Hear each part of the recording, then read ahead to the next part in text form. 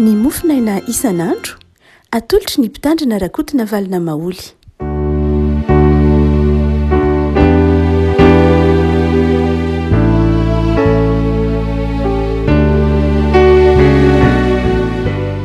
Fahalalerabantsika ry havako tratra ity alakamisy 7 ny volana febroary ity. Ny mofinaina voalahatra ho antsika dia ny taratasy ho an'ny Efesianina. Efesianina toko fahenina. Efesianina toko fahenina andiny voalohany ka hatramin'ny fahaefatra.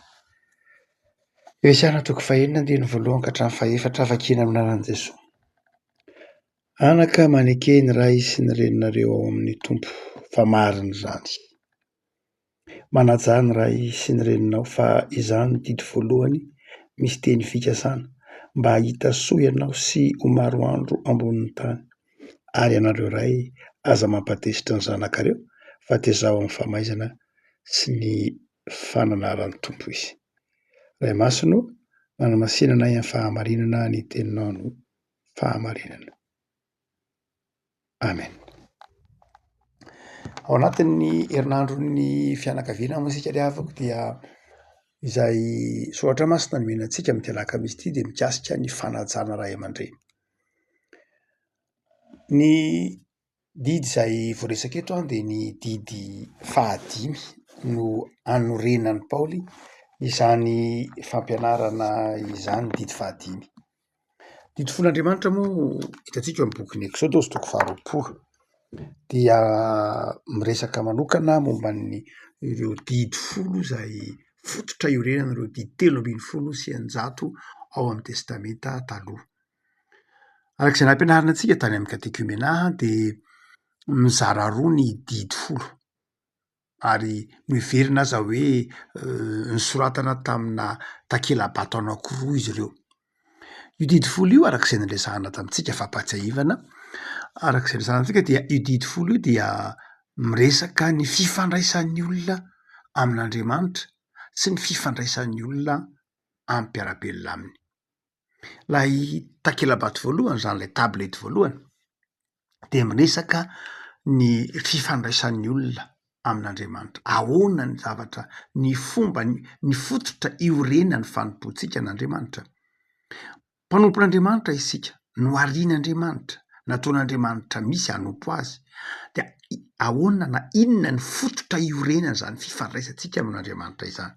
Dia misy didy 4 lehibe.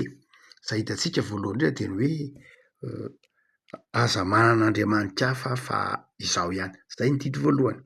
Ny mpino mifandray amin'Andriamanitra, ny fototra iorenan'ny fifandraisantsika amin'Andriamanitra dia fifampitokisana. Tsy mahatoky an'Andriamanitra isika ka tsy manan'Andriamanitra hafa. Tsy mifidy na maka Andriamanitra hafa na manompo Andriamanitra hafa. Fa ny faharoa dia izao, ao anatin'izany faharoa dia ny fanajana an'Andriamanitra. Tsy hoe fahatokiana an'Andriamanitra ihany fa ny faharoa dia ny fifandraisana amin'Andriamanitra dia miorina amin'ny fanajana azy. Ka tsy hanao sarin-javatra voasokotra na hanao sarin'Andriamanitra na tahaka izany fanajana an'Andriamanitra. Ny fahatelo dia ao anatin'izany fanajana an'Andriamanitra izany dia fanomezam-boninahitra azy. Fanajana ny anarany. Didy 7 tsy manonona foana ny anaran'i Jehovah Andriamanitra. Dika fanajana izany fa fanomezam-boninahitra koa. Ary ny fahaefatra dia fahafoizana. Mahatserova ny andro sabata. Ny mahatsiaro ny andro sabata dia milaza fahafoizana ho an'Andriamanitra. Miorina amin'ny fahafoizana koa. Didy 10 dia ahitana fahafoizana. Tsy ny teny Andriamanitra hoe toe manaova rakitra na manaova ihany fa ilay endrik'ilay hoe mahatserova ny andro sabata dia milaza hoe fanomezana amin'ny fotoananao ho amin'ny fotoanan'Andriamanitra. Andriamanitra manome feno, ianao kosa manome amin'izay nomeny Andriamanitra anao. Zay ny fifandraisana voalohany amin'Andriamanitra. Ny orenan'ny fifandraisantsika amin'Andriamanitra izany dia izao manaja azy tsika ary mahatoky azy isika, mahafoy azy isika, manome voninahitra isika. Dia zay ilay didy 4 voalohany. Tsaroantsika tsara tany amin'ny katekomena. Fa ny didy manaraka kosa dia miresaka ny fifandraisantsika samysika. isika mifandray amin'ny olombelona tahaka atsika, itsika mifandray amin'ny zavaboary manodidina atsika, itsika mifandray amin'ny mpianakavy ny finoana. Dia misy ny didy voalohany anatin'izany fifandraisana izany, zany fifandraisantsika amin'ny olombelona zany de ny didy fahadimy. Ny didy fahadimy io lay ampiasain'ny Paoly, resahan'ny Paoly amin'ny Efesianina toko fahaeniny ity, lay hoe manajainao ny rainao sy ny reninao. Io moa ao aorian'io de miresaka am'izay ny Paoly ny hoe ny Exodosy ny hoe aza mamono olona, aza mijangajanga, aza mangalatra, aza manaova volombelona mandaingana meloka ny namanao, aza mitsiriritra ny fananany namanao. Dia zay le endriky ifandraisantsika, zay le fototra iorenan'ny fifandraisan'ny mpino amin'ny manodidina azy. Lay didy fahadimy teo dia io zany no didy voalohany mikasika ny fifandraisana amin'ny olombelona fantatsika rehetra. Fa iza moa zany ny olombelona fantatritsika voalohany indrindra raha ohatra ka hoe amin'ny tranga iombonana, de ny ray aman-dreny. Ny ray aman-dreny ny olona fantatritsika voalohany indrindra, raha tsy hoe nisy lozan'ny tranga nga ka zavatra hafa, fa am'izay fandaminan'Andriamanitra de ny olona fantatritsika voalohany indrindra eo amin'ny fiainantsika de ny ray aman-drenitsika. Noho zany dia ny olona ifandraisantsika voalohany indrindra de ny ray aman-dreny. Noho zany de hoy Paoly manao hoe hajao ny ray aman-dreny satria io ny didy misy voalohany. Didy folo moa zany, didy folon'Andriamanitra manao hoe manaja ny rainao sy ny reninao. Fa hoy Paoly manao hoe io koa nge misy didy misy fampanantenana voalohany. Tsy misy mihitsy didy manao fampanantenana hoe aza mangalatra na aza mamono olona, aza mitsangatsanga de ho maroandro ianao. Tsisy an'izany hoy Paoly. Fa io didy ray io ihany amin'ny didy folo rehetra, io ihany hoy Paoly no misy fampanantenana avy hatrany. Zany hoe ao amin'ny didy folo de didy anankiray ihany misy am'le fifandraisana amin'ny olombelona zany. Io ihany misy fanomeza toky hoe raha manaja ny rainao sy ny reninao ianao de ho tahiny ianao amin'ny tany zay omen'i Jehovah'Andriamanitra ho anao. Ho tahiny ianao rehefa hajainao ny ray aman-dreninao ary ho ela velona ianao. Rehafako eto zany de zava-dehibe am'izao arinandro ny fianakaviana zao no hanairana ny mpino. Hanairana ny mpino hanaja ray aman-dreny. Fa izay manaja ray aman-dreny dia ho tahina amin'ny tany honenana, omena andro lava. Raha toa ka miresaka an'lay ataontsika hoe fifandraisan'ny olona samy olona isika ao amin'ny didy folo dia manatoerana lehibe zany ray aman-dreny. Ray aman-dreny amin'ny Baiboly no toy ny solon-tenan'Andriamanitra. Ray aman-dreny no toy ny solon-tenan'Andriamanitra namolavola mahatonga antsika olombelona, mahatonga antsika olom-banona.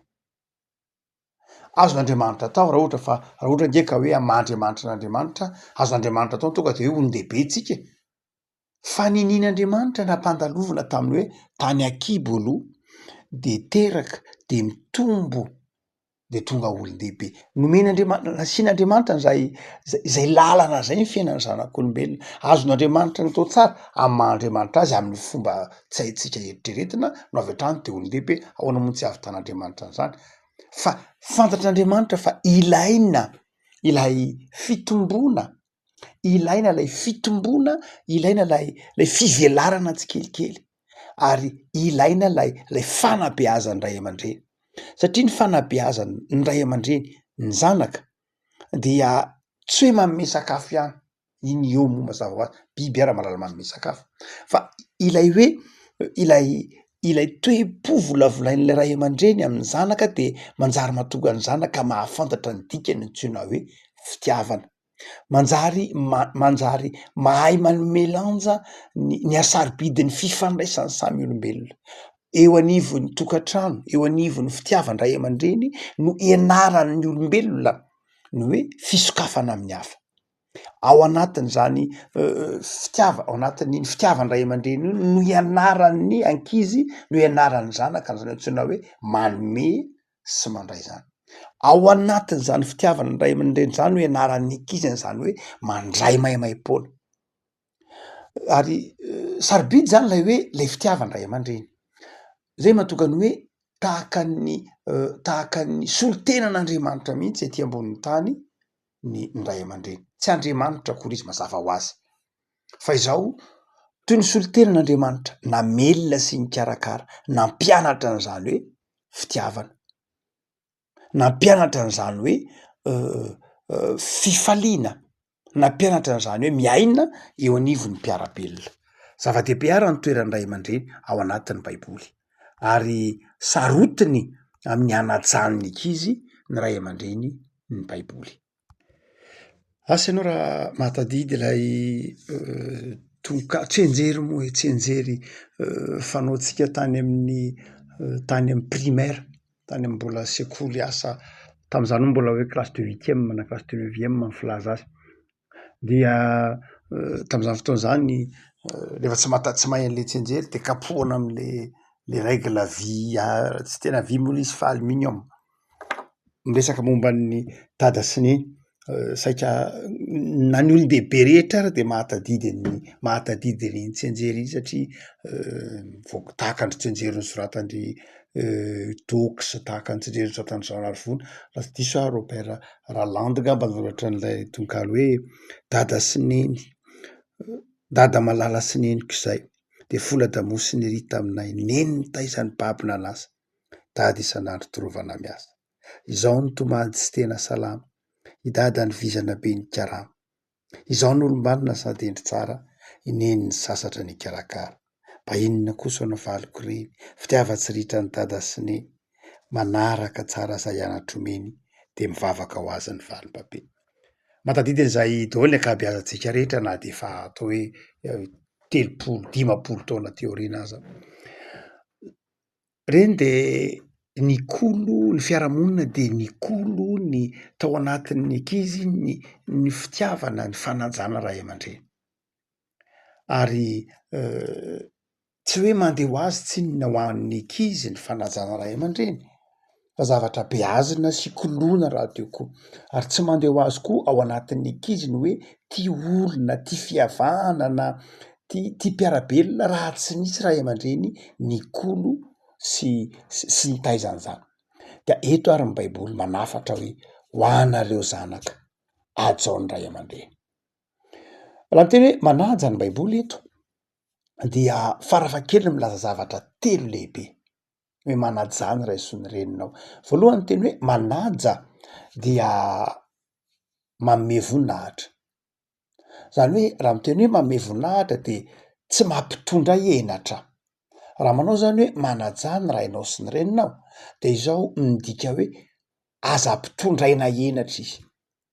Ny dikany hoe ampitondraina henatra de izao mampatonga ny olona manondro-molotra na hoe mba zanan-kiza ary reny, mba iza ary niteraka azy reny, to raha tsy taiza zanatria. Marina fa raha miteny hoe raha tsy taiza de mety ho vadisoan'ny ray aman-dreny koa, satria tsy ny ray aman-dreny rehetra koa akory no mety ho mahahendry zanaka.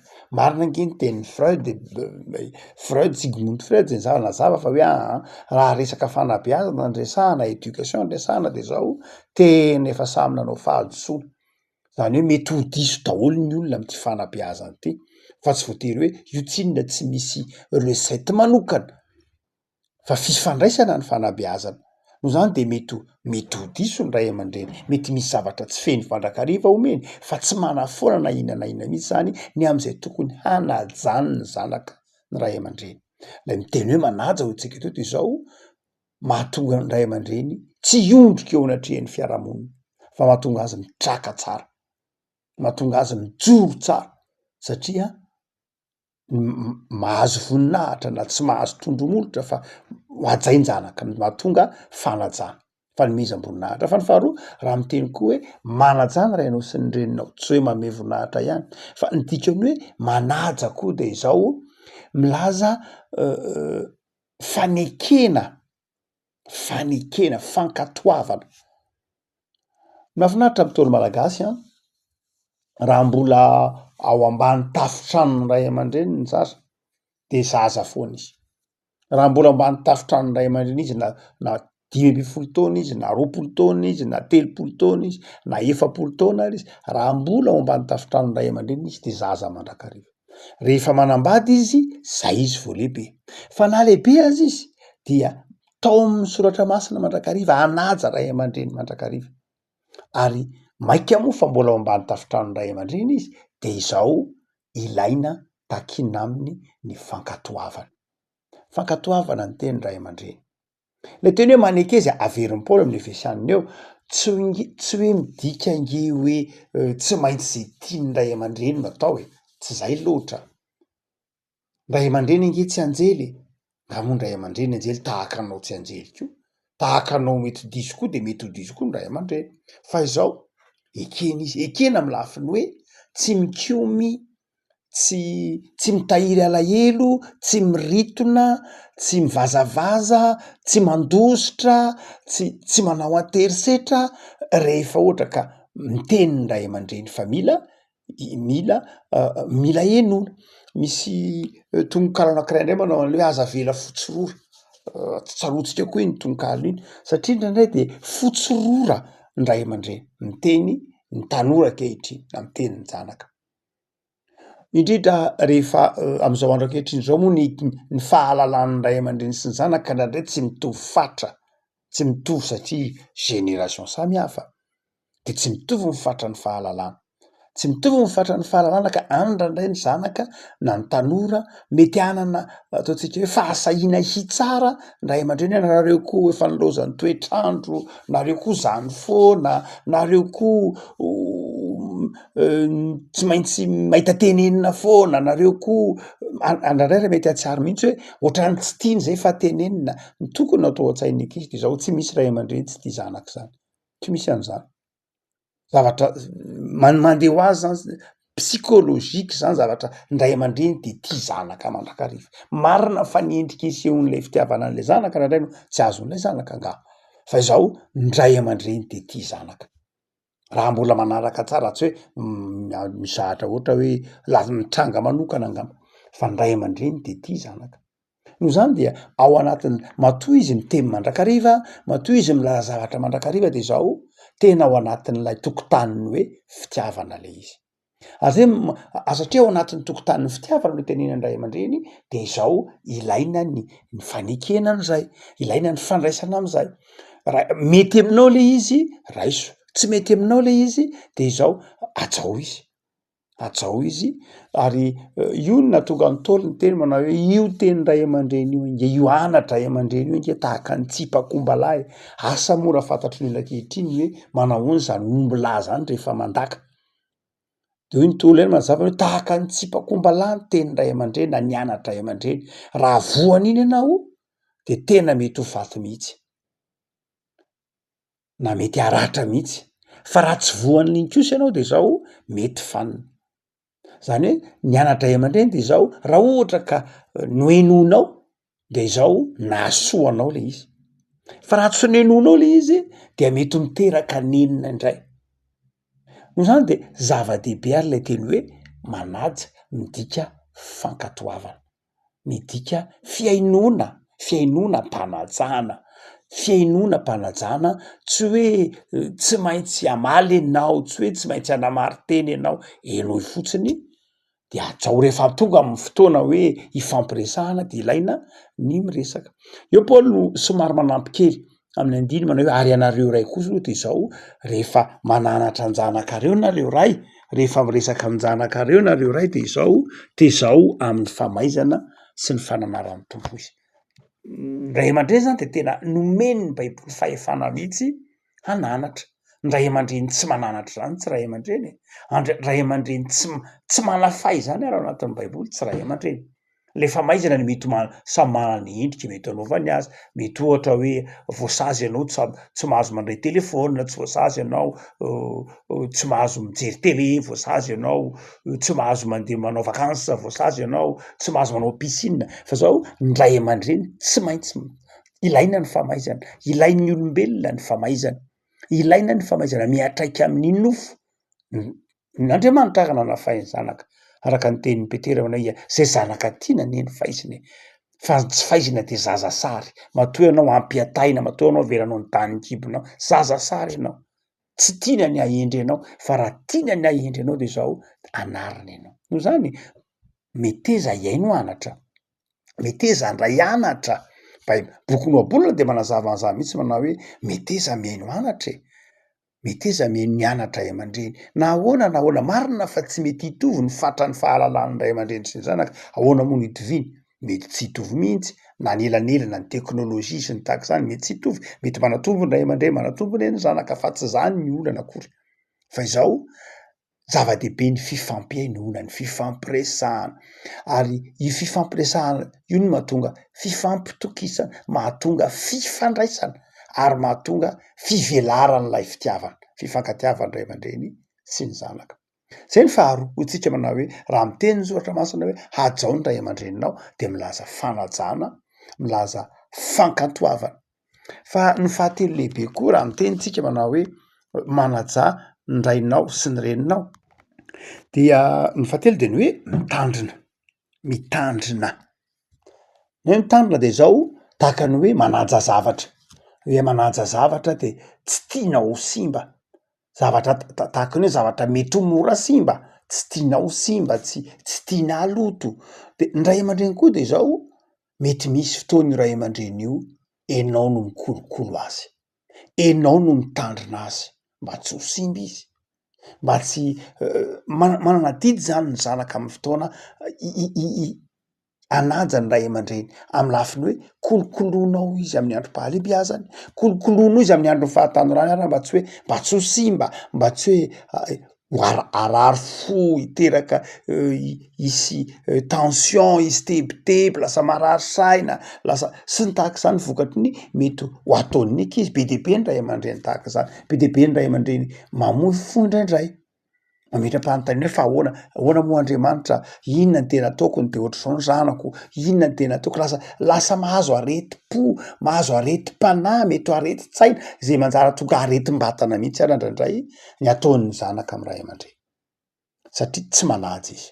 Rehefa hoe manaja de zao tandremo hoe ny fahasalamany ny ray aman-dreninao, fa mety marefo izy.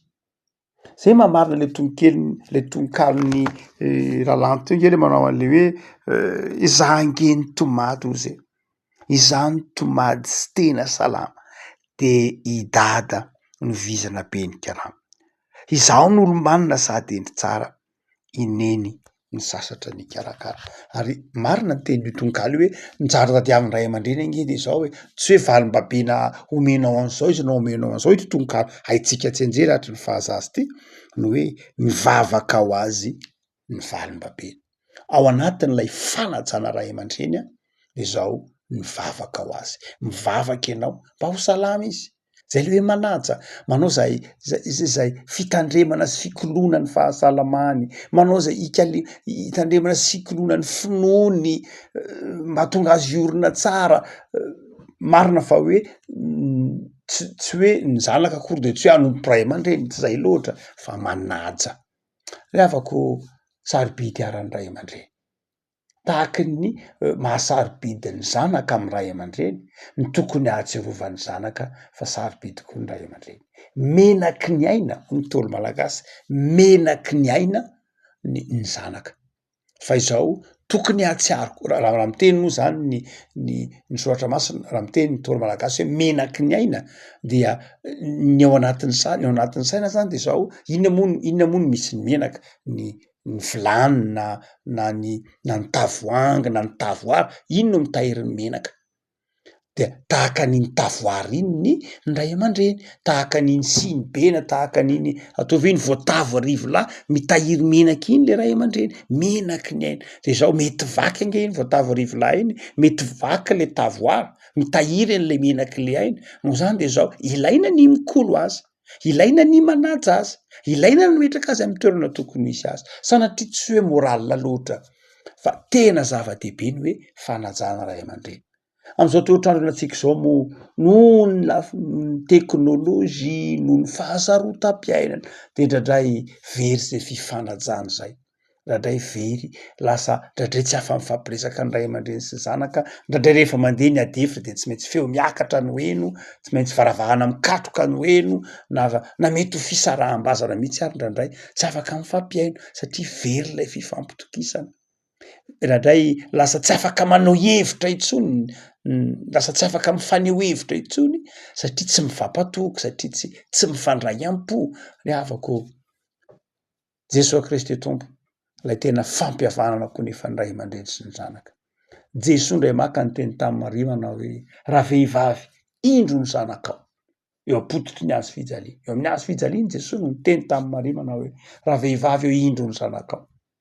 Ary niteny tamin'ny Jaona manao hoe raha lehilahy indro ny reninao. Fantatry Jesoa zany hoe fitiavan-dreny. Ny ainan'izany Jesoa.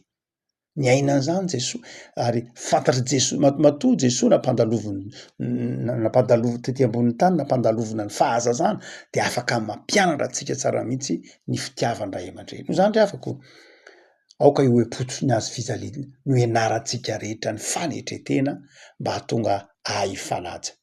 Zanaka manaja ray aman-dreny. Raha kristianina, raha mpino, raha tanora na zanaka tsy manaja ray aman-dreny nefa kristianina de zao tokony heritreritra izy. Fa ny maha kristianina de zao mahatonga anao manaja ray aman-dreny. Mety ho hita tsy hoe anjely akory ny ray aman-dreny, mety ho hitanao ahoana moa ny ray aman-dreny ve mety tsy ho hitanao, mety misy indraindray tsy mety ataony amaha olombelona aza, mety misy any asa raim-pianakaviana mamina, renim-pianakaviana misy be dia be tahaka izany fa izao tsy manafoana na inona na inona amaha ray aman-dreny azy izy satria tsy nisy ianao raha tsisy. Izy ny solon-tenan'Andriamanitra nanabe sy ny taiza.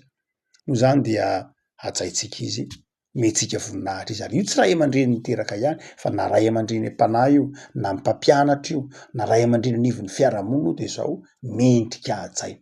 Ny fiarahamonina mahay manaja ray aman-dreny, ny fotsy volo, ny zokiolona de fiarahamonina tahina noho ny soratra masina. Mivavaka ary sika. Tompo misaotra anao zahay noho ny amin'ny soratra masina zay mampianatra anay hanaja ray aman-dreny, mampianatra anay hanaja zokiolona, mampianatra anay hanaja ny loharanon'ny boirana. Tompo de misaotra anao zahay, ampianary zahay Tompo, atsiaro fa sarobidy ny ray aman-dreny boirana satria nitaizana n'olokolo. De taio Jesoa ny tokantrano tsirairay manaraka zao mofinainy zao mba ho zanaka hanaja ray aman-dreny. Ray aman-dreny mitaiza zanaka araka ny sitraponao. De anjaka amin'ny tokantrano tsirairay avy ny fifanajana, ny fitiavana, fifankatiavana, fifamelana. Taio ny tokantrano tsirairay Jesoa mba ho ambinina amin'ny fikelezana aina. Taio ny tontolo andronay anio Tompo, ho tontolo andro mpifaliana hifikirana aminao. De misaotra Jesoa. Amen.